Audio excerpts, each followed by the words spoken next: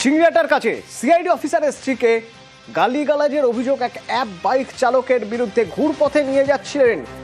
যখন তাকে প্রতিবাদ করা হয় ঘুরপথে নিয়ে যাওয়া হচ্ছে কেন, তখন তাকে চিংড়িয়াটায় নামিয়ে দিয়ে গালাগাল করা হয়। রাস্তায় কর্তব্যরত ট্রাফিক পুলিশকে অভিযোগ জানানোর পর অভিযুক্তকে আটক করে বিধাননগর দক্ষিণ থানা। আমি বাড়ি থেকে র্যাপিডো বুক করি অফিসে, সল্টলেকে এবার এখানে অফিস আসার জন্য। আমি ওনাকে প্রথম থেকে ডিরেকশন দিচ্ছিলাম যাতে ওনার আসতে অসুবিধা না হয়। উনি কিছু শুনলেন না, উনি অনেকটা আমাকে নিয়ে চলে গেলেন লোহাপুল পার করে।